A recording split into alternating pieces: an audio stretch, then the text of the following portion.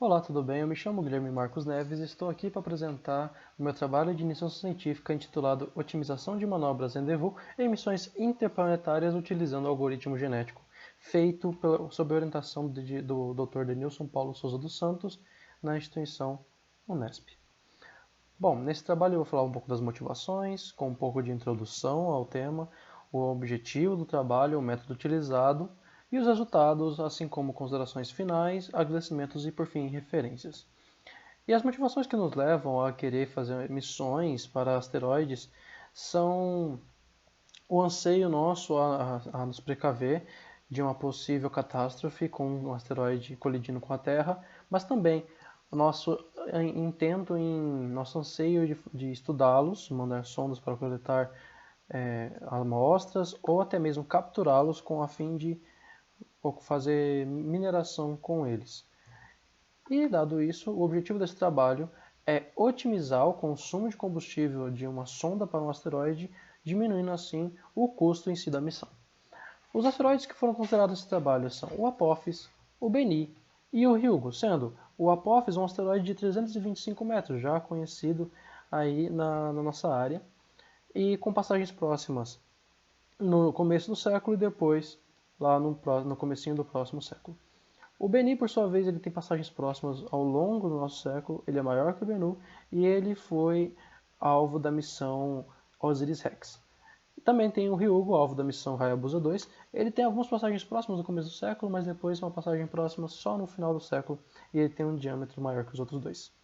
O método utilizado foi um problema de dois corpos com a massa do Sol considerada e os efeitos gravitacionais das demais massas, como da Terra, do asteroide em si, da sonda, foram desprezados.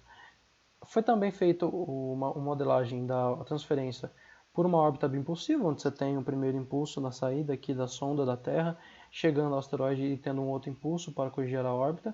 Essa missão aqui, essa transferência, levou em conta uma transferência rendezvous, ou seja, a órbita sai da Terra em si e chega ao asteroide e não a um ponto da órbita do asteroide. A sonda chegou exatamente no asteroide.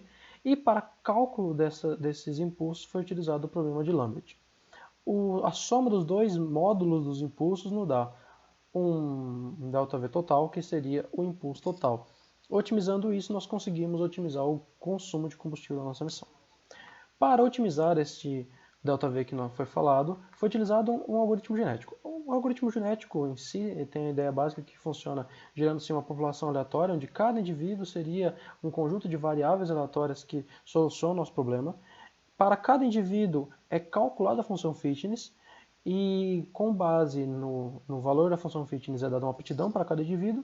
Esses indivíduos são cruzados, os indivíduos com maiores aptidões, com melhores resultados da função fitness, eles são privilegiados de certa forma aqui. Depois ocorre o crossover, dado dentro do cruzamento.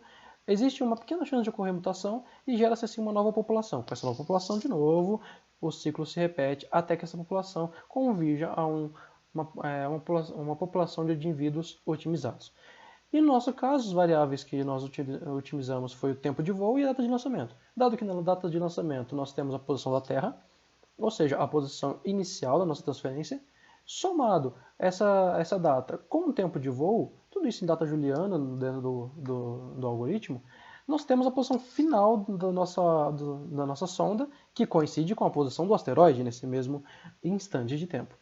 Uma população utilizada foi de 1.000 indivíduos, onde cada indivíduo carrega essas duas informações em forma de cromossomos. Então essas informações dentro do algoritmo são vetores binários, sendo cromossomos, sendo cada algarismo do vetor binário um gene.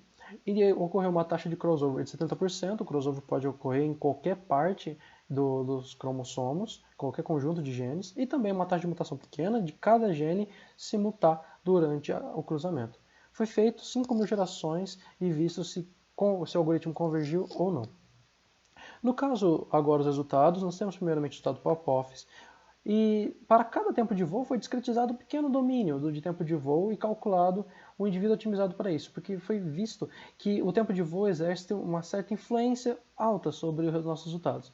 E isso é condizente, pois para um tempo de voo muito alto, esse método utilizado, o modelamento matemático utilizado, não prevê que a sonda fique rotacionando, dando voltas em uma órbita ao redor do Sol, e sim que ela gasta todo o tempo de voo para sair de um ponto e chegar no outro. Ou seja, um tempo de voo alto também infere que essa trajetória ela tem que ser uma trajetória com um percurso muito maior.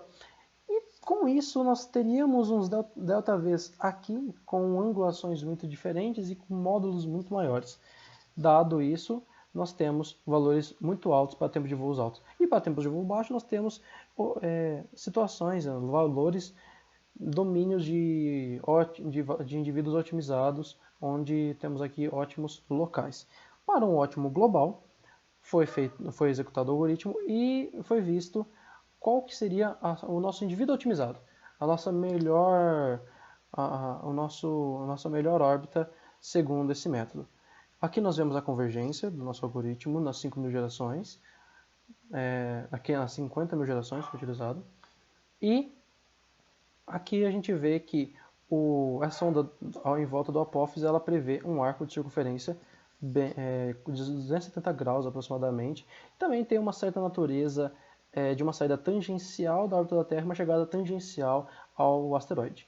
No Beni, temos a mesma ocorrência de valores altos, de delta Vs altos, aqui para tempos de voos altos, e a gente pode ver certas não convergências do algoritmo nesses pequenos picos, pois é um algoritmo que depende de uma certa probabilidade dos eventos ocorrerem, e aqui nós vemos a não convergência de alguns domínios.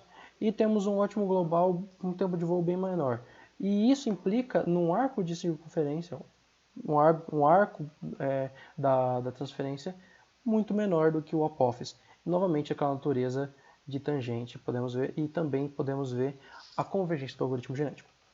Para o Ryugu, temos também alguns pontos de não convergência do algoritmo, mas também temos um platô, uma região em tempos de voo que é uma região de um ótimo local. Para essa região, o ΔV total dessa missão se mantém quase constante. Ou seja, para diferentes tempos de voo, você tem o mesmo ΔV. E isso daqui dá possibilidade de diferentes missões.